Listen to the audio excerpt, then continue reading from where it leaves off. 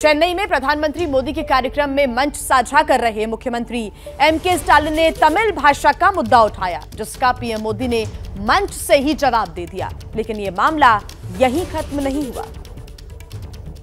तमिलनाडु एन्नम पोथिनिले इंबा तेन मंतु पायतु कादिनिले।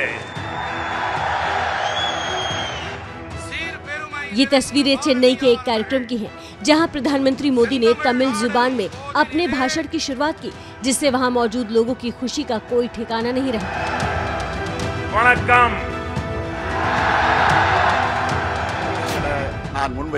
इससे पहले मंच साझा कर रहे तमिलनाडु के सीएम एमके स्टालिन ने अपनी बात रखी। इस दौरान उन्होंने केंद्र सरकार पर कई गंभीर आरोप लगाए।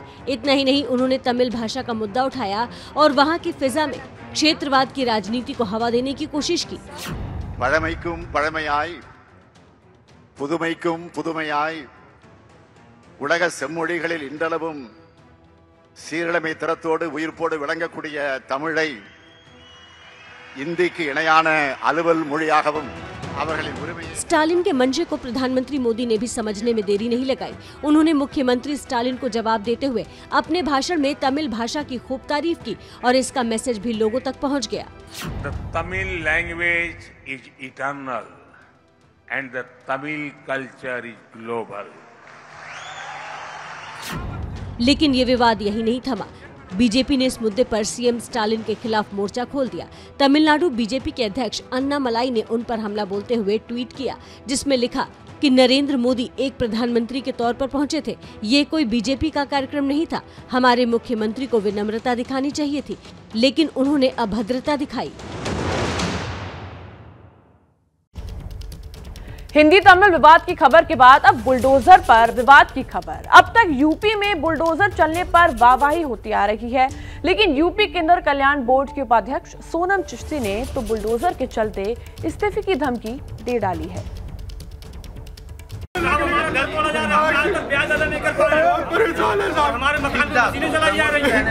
गरीब के ऊपर थोड़ी बुलडोजर मारने जी बोले। बेघर हो चुके इन लोगों की बेबसी आंसुओं की शक्ल में छलक कर बाहर आ गई। इनके मकानों पर चले बुलडोजर की गूंज जब यूपी किन्नर कल्याण बोर्ड की उपाध्यक्ष सोनम तक पहुंची, तो वो भी तिलमिला गई। ये कहते हैं जमीन अब हम लोगों की, आप सब खाली करिए। पहले इनको कहीं बसा के तभी तो कोई इनके लिए भी तो कोई सॉल्यूशन निकलेगा सरकार द्वारा। सोनम बरेली प्रशासन पर सिर्फ बरसी ही नहीं, बल्कि पीड़ितों के साथ मोर्चा खोल दिया और डीएम दफ्तर के बाहर धरने पर बैठ गई। इतना ही नहीं, इन्होंने जिले के अधिकारियों पर नाराजगी जाहिर करते हुए अपने पद से इस्तीफा देने तक की धमकी दे डाली। चाहे मुझे पद से हटा दे, मैं बिल्कुल हटने के लिए तैयार हूँ। सोनम को राज्य मंत्री का दर्जा हासिल है और उनकी मांग है कि जिन गरीबों और किन्नरों के मकान तोड़े गए हैं, उन्हें फिर से बनवाया जाए। इस दौरान उनकी जिले के बड़े अधिकारियों के साथ बैठक भी हुई, लेकिन इस मसले का हल नहीं निकल पाया, जिससे मामला और गर्मा गया। कब तक बैठेंगी आप? जब तक पुलिस जेल न ले जाती है, जेल जाऊंगी मैं।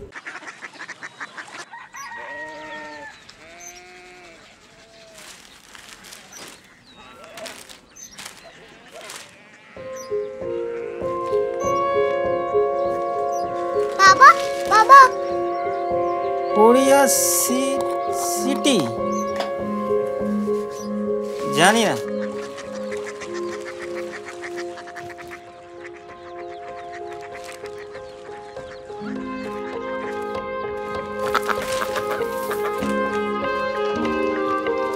Korea city? हाँ।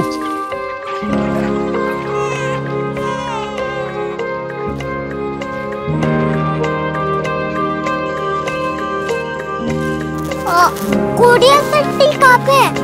शहर अंग्रेजी लगे हैं।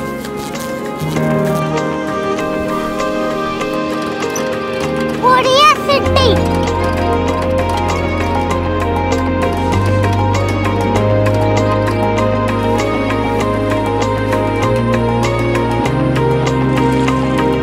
वो बहुत दूर है।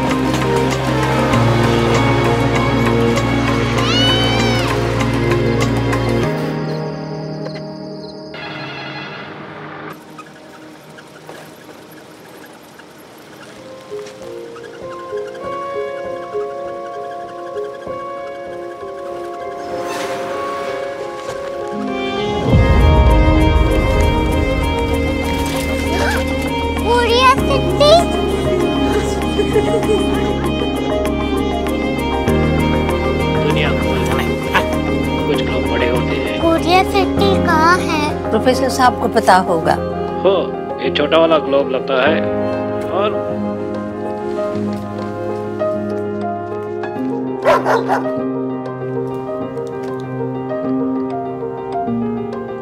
पता नहीं, मेरी बेटी से जाके मिल लो, शायद उसे मालूम हो।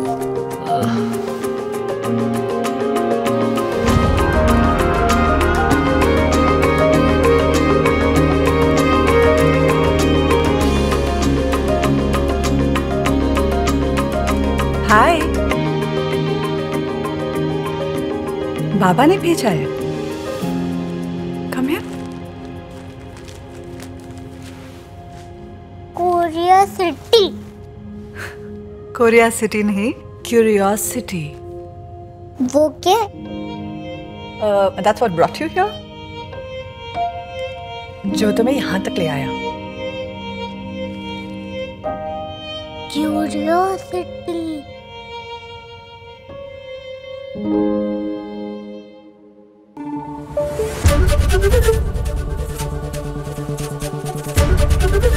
ABP न्यूज आपको रखे आगे।